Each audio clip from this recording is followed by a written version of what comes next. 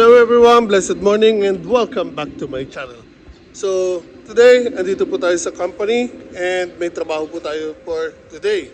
Actually, dalawang trabaho ko for today. Isa, buhos ng semento.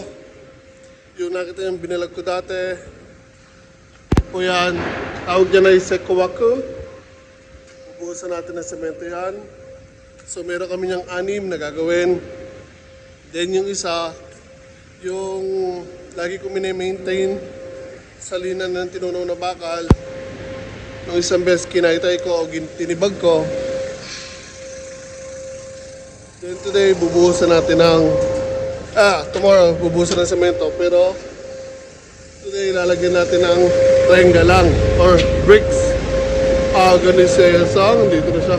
Oh, hayo, hayay na. Saya sa inyo. Gomen ne.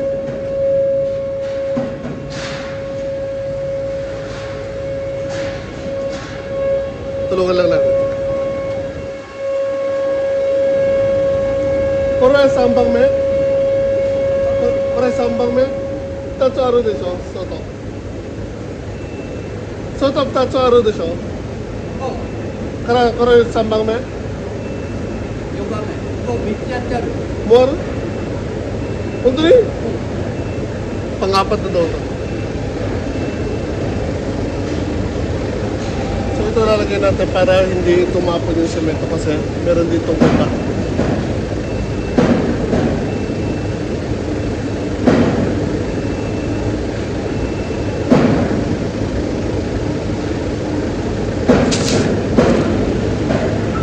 Okay.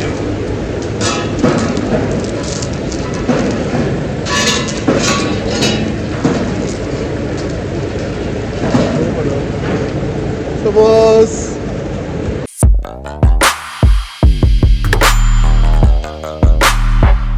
Okay, so pinatay ko saglit kasi may isa pang dumating na hapon.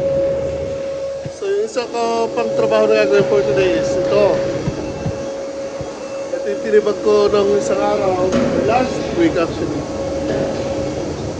So today, una lalagyan muna to ng brick sa baba, tapos sa side.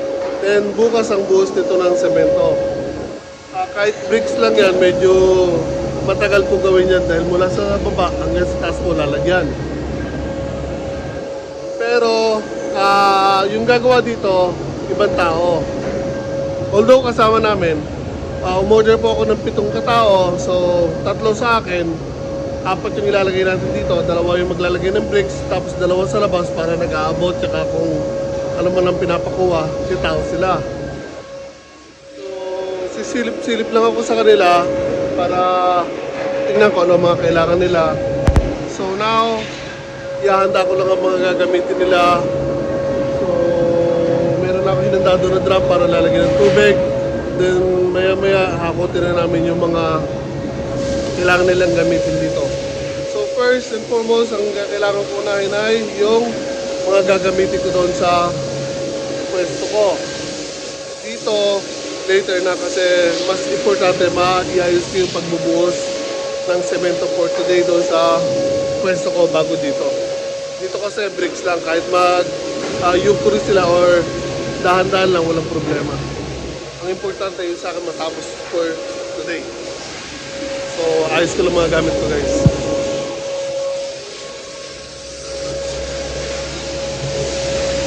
So, baba ko muna ang phone dahil may mga hakutin ako.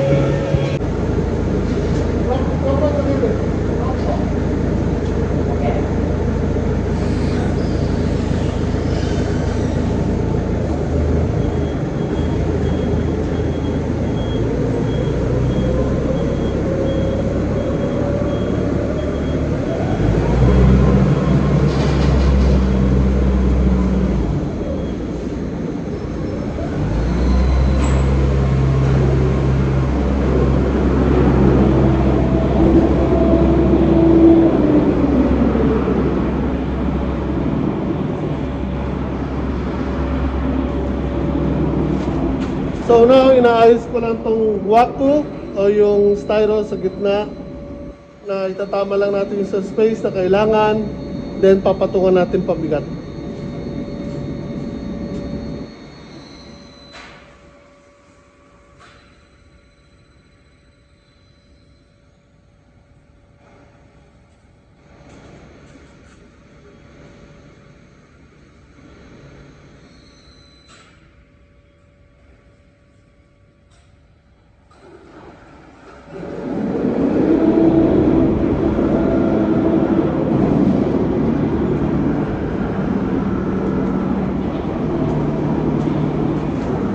pa po yung mga kasama natin.